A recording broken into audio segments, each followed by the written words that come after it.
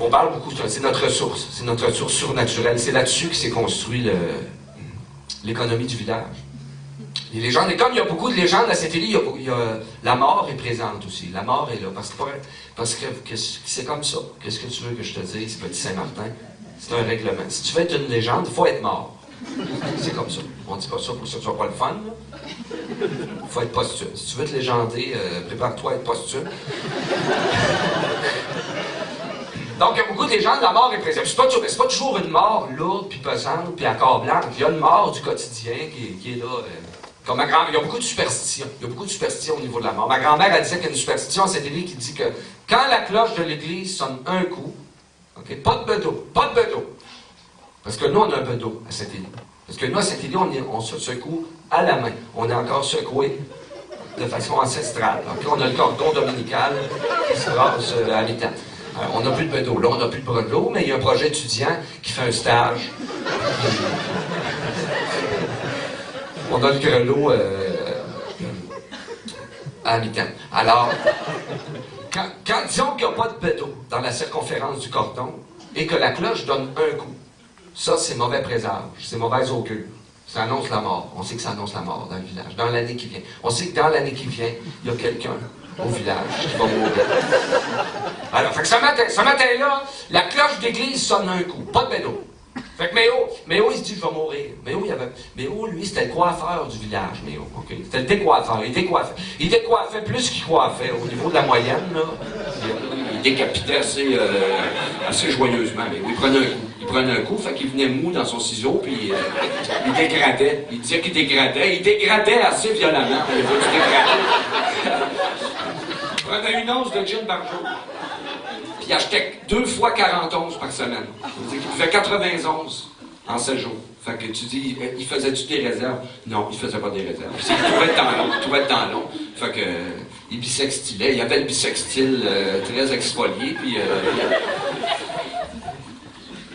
t'allais à la messe. Ma grand-mère a dit que t'allais à l'église le dimanche, puis tu regardais les têtes, là, puis tu pouvais savoir qui s'était fait prendre le matin ou l'après-midi ou le soir, selon le degré des chevelles. Ils ont expliqué, ils ont dit, mais oh, les oreilles, ça repousse pas.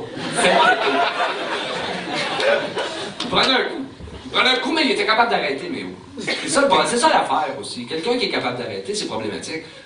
Il y en a tellement qui n'ont pas de contrôle, que quand t'en as un qui a du contrôle un peu, il faut que tu l'encourages.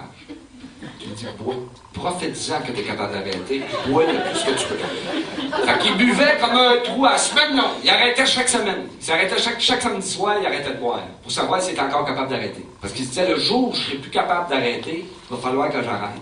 Fait que le samedi, il se testait. Le samedi, il allait prendre un coup chez Toussaint Brodeur. Puis en revenant à la maison chez eux, plus une goutte. Il arrêtait. Sob.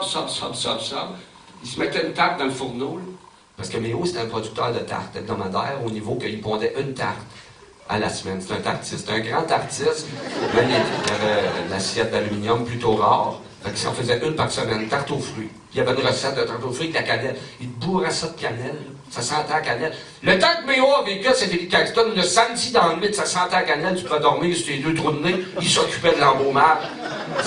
Ça allumait le dessert. Il se plantait la tarte dans le fourneau, il la laissait mijoter toute la nuit, puis le lendemain midi, il mangeait sa tarte. Puis il faisait une rechute. Parce que sa tarte à Méo était bonne avec du vin de Saint-Georges. Fait qu'il se prenait un vin de Saint-Georges pour s'éclater la tarte dans la bouche. Puis c'est ça. Il y avait une réserve de vin de Saint-Georges. Méo, dans son hangar, là, il s'était fait un cellier dans sa petite sa remise. Son cabanon, un cabanon sauvigné. Lui, il avait un cabanon sauvigné dans lequel fait qu'il repartait sur la go. Puis là, il buvait toute la semaine. Fait que Méo, il buvait, il décoiffait. Et son seul défaut à Méo, c'était au niveau du promettage. Parce qu'il promettait, tu sais, il promettait pas qu'il promettait pas, il promettait.